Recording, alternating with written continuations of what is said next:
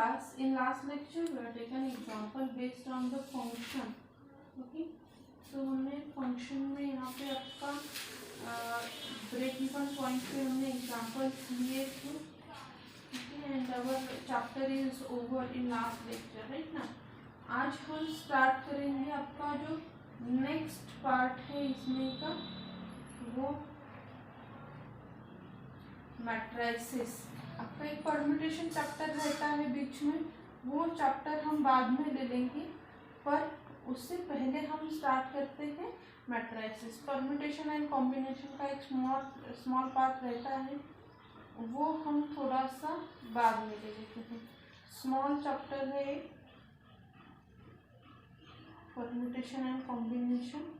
First we complete our matrices and then we move towards the permutation and combinations.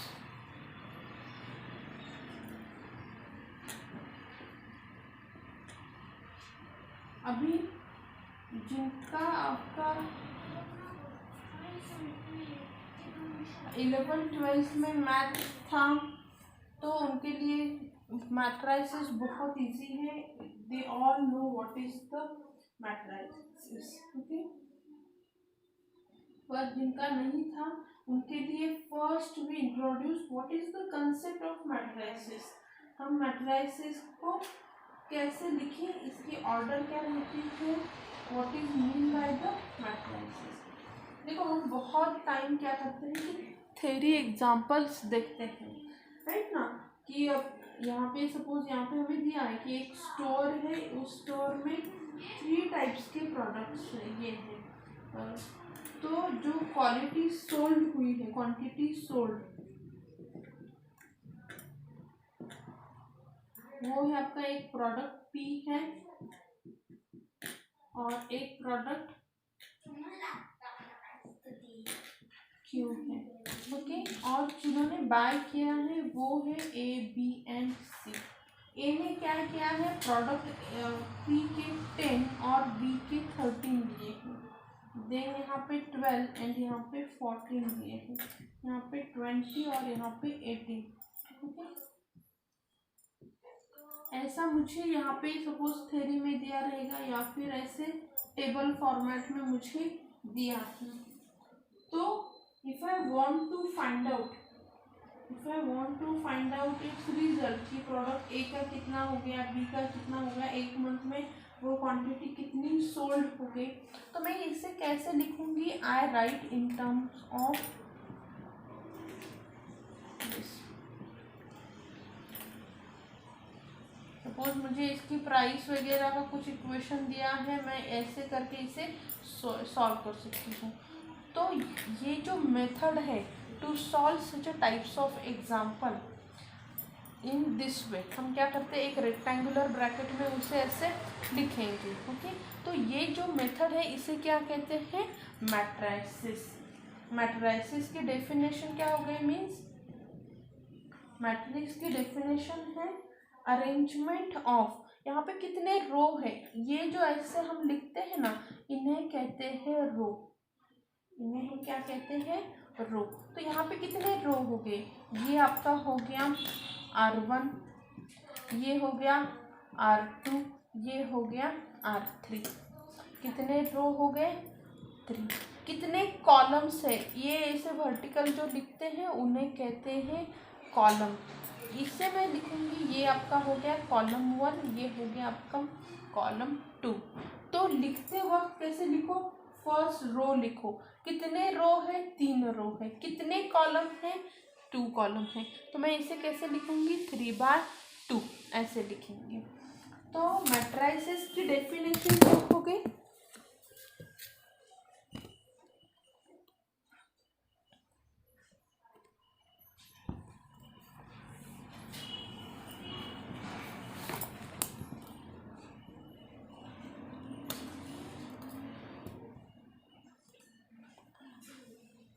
Matrices की definition क्या हो गई आपकी, what is mean by the matrices, या फिर हम मैट्रिक्स करके लेते हैं कि is an arrangement of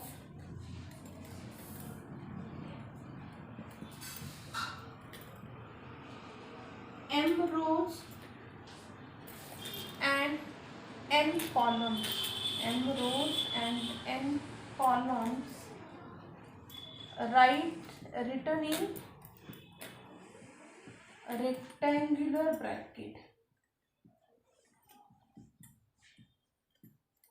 definition याद रखनी है, पूछी जाती है आपको।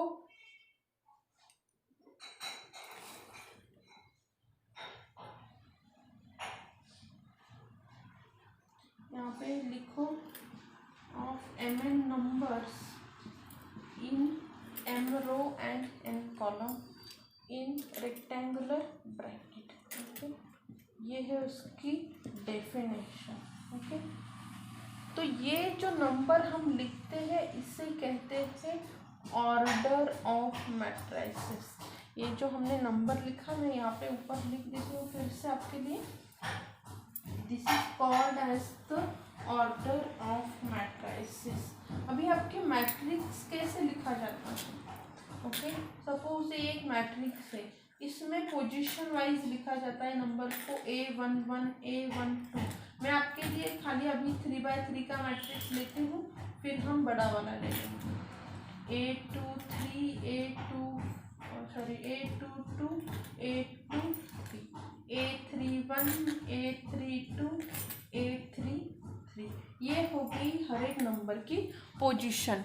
ओके, मतलब इसका क्या है कि ये फर्स्ट नंबर जो है वो रो दिखाता है कि मेरा फर्स्ट रो में फर्स्ट एलिमेंट, फर्स्ट रो में सेकंड एलिमेंट, फर्स्ट रो में थर्ड एलिमेंट। यहाँ पे क्या है, सेकंड रो में फर्स्ट एलिमेंट, सेकंड रो का सेकंड एलिमेंट, सेकंड रो का थर्ड एलिमेंट, थर्ड रो का फर्स्ट एलिमेंट, थर्ड रो का सेकंड एलिमेंट, थर्ड रो का थर्ड एलिमेंट। ओके, और इसकी ऑर्डर कैसे निकालेंगे, कितना है first row, second row, third रो।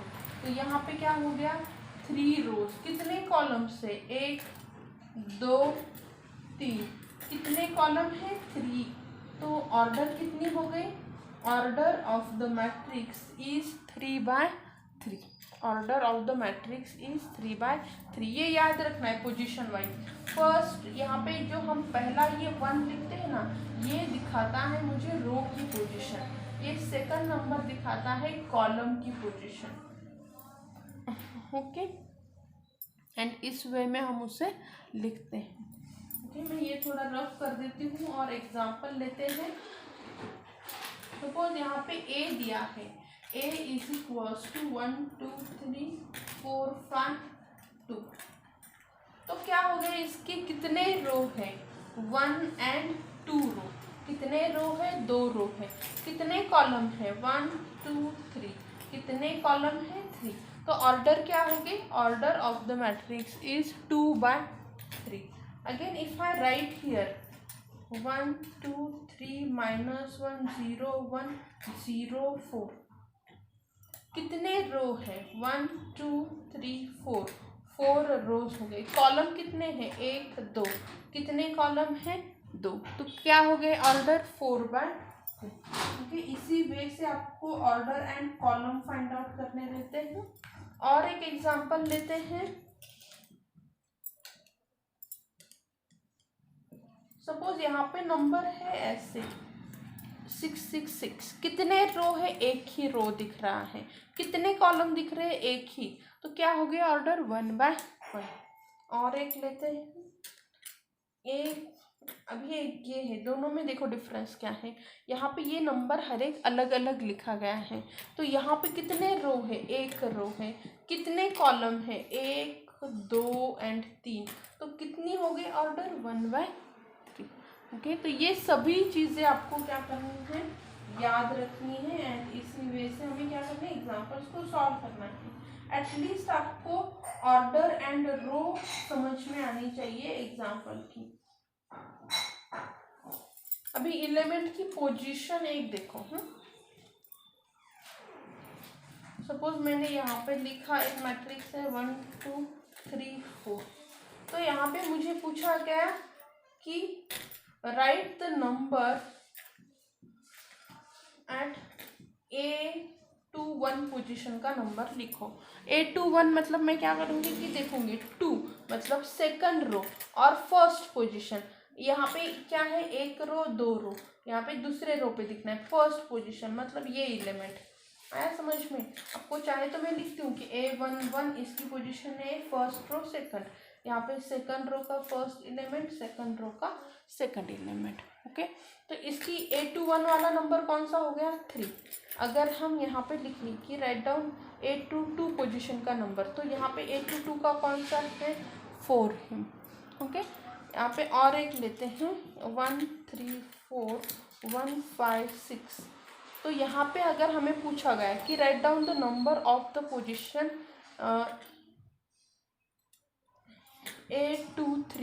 A23 कितने रो है 1 एंड 2, या कॉलम कितने हैं 1 2 एंड 3। तो सेकंड रो का थर्ड पोजीशन का एलिमेंट कौन सा है 6। ऐसे आपको ढूंढना है। Okay, second row third column 1 2 3, direct हर एक लिखने के बजाय क्या करो सेकंड रो थर्ड एलिमेंट। यहाँ पे पूछा है 8 1 2, तो फर्स्ट रो का सेकंड कॉलम का एलिमेंट कौन सा है 3, तो ये आपका मिल गया 3। ये भी आपको थोड़ा सा ये लग रहा है तो डायरेक्टली उसकी पोजीशन लिखो। ये है A11 A12 A13, यहाँ पे है A21, ये है आपका A22, ये है आपका A23। तो अभी डायरेक्टली आप मैंने कौन सा भी पूछा A12 तो 3 हो गया, A13 तो क्या हो गया वो नंबर 4 हो गया। Okay, so this is the way to solve the example. Okay,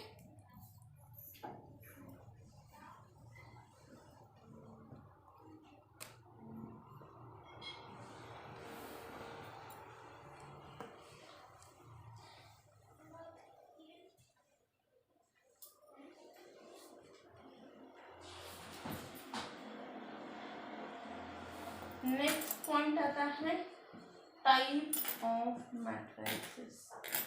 okay, matrices के टाइप्स कौन से है। फर्स्ट टाइप है आपका जीरो मैट्रिक्स। जीरो मैट्रिक्स का मतलब क्या है कि उसके सभी एलिमेंट जीरो हैं, उसके सभी एलिमेंट क्या है जीरो है।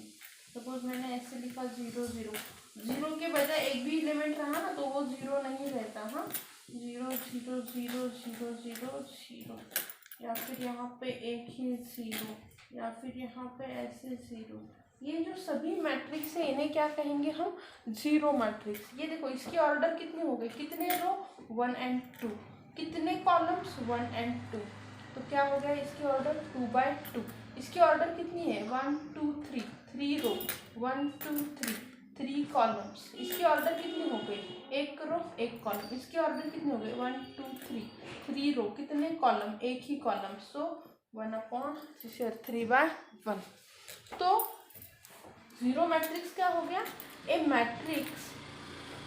यहाँ पे हम एक कॉन्ट्राडिक्ट एग्जांपल भी देते हैं। सपोज यहाँ पे ऐसे है कि 0 0 1 0 0 0, ऐसे रहा तो ये मैट्रिक्स जीरो नहीं होगा क्योंकि इसमें एक एलिमेंट है जो जीरो नहीं है, तो ये मेरा जीरो मैट्रिक्स नहीं रहेगा। ओके, तो जीरो मैट्रिक्स के लिए क्या होना चाहिए, all element must be zero. A matrix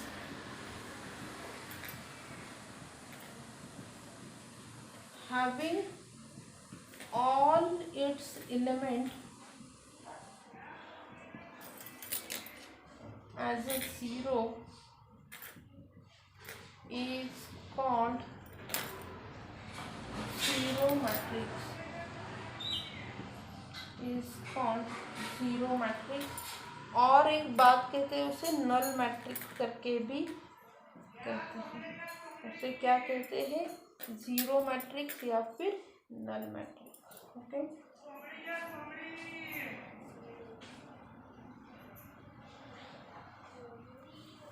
thank you.